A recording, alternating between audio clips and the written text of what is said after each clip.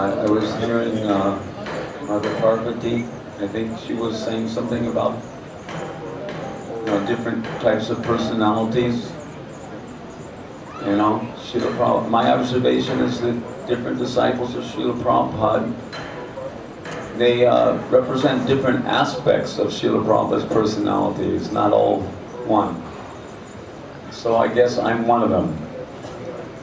So if you'll bear with me, it takes all kinds to make a world of Hare Krishna. Hare Krishna. This might take a few extra minutes.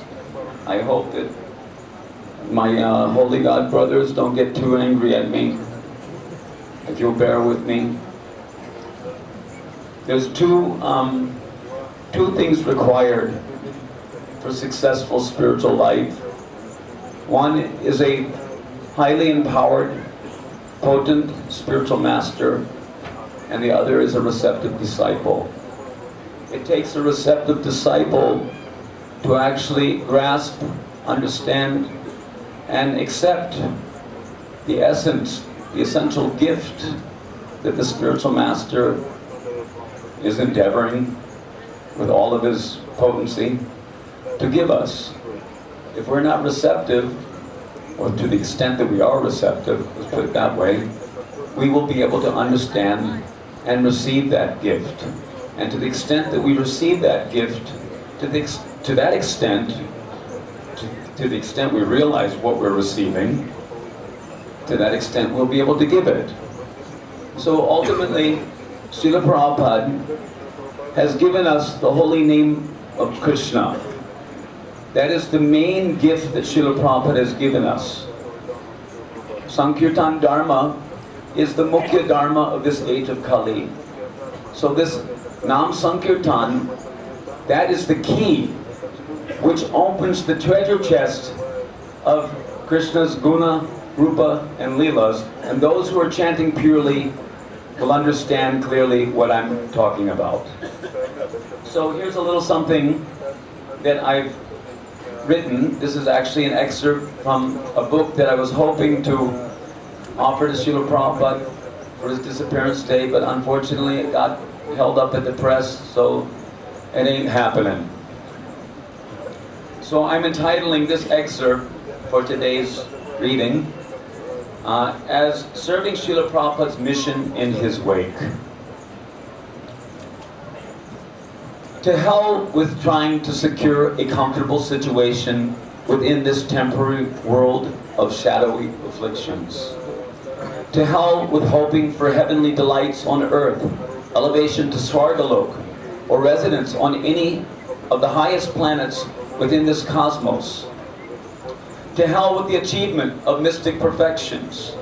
To hell with all our exuberant eating, sleeping, mating, and defending on the plea of keeping body and soul together for the performance of sacrifice. To hell with the attempt to curtail our generally excessive eating, sleeping, mating, and defending with the aim of practicing the principles of practical renunciation.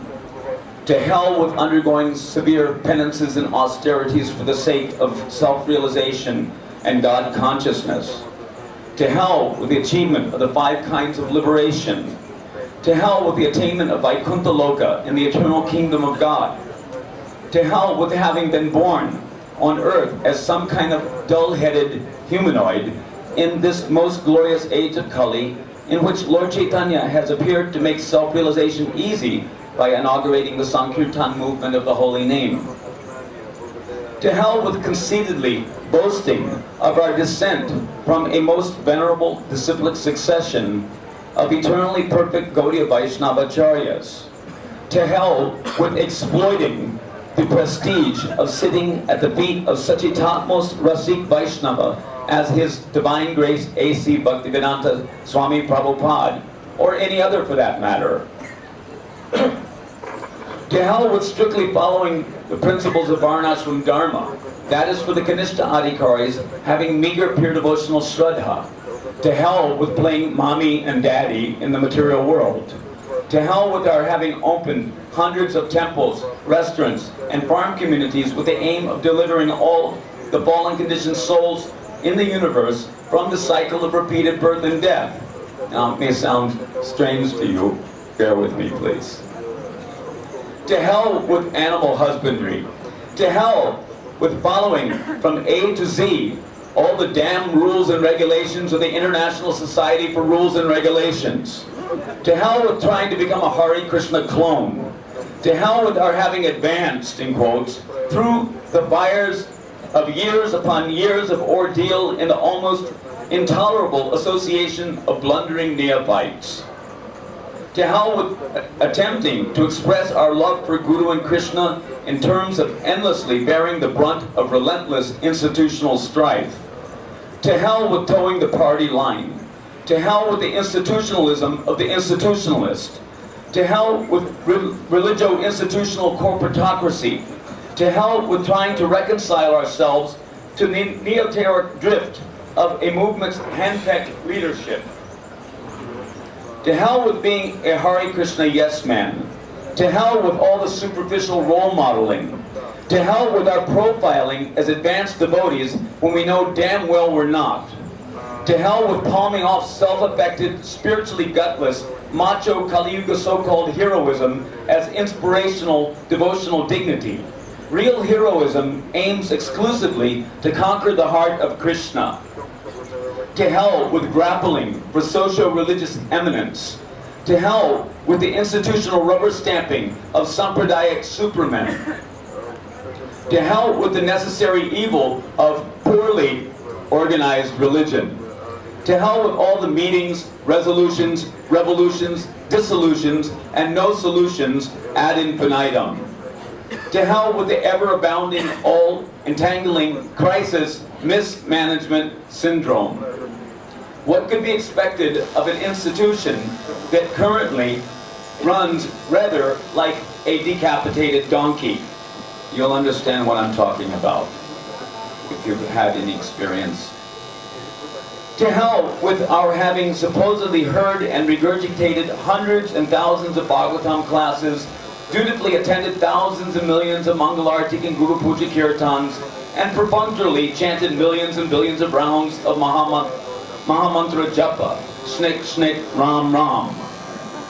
To hell with all our vehemently preaching about how we're supposed to preach about preaching about how we're supposed to preach about how we're supposed to preach.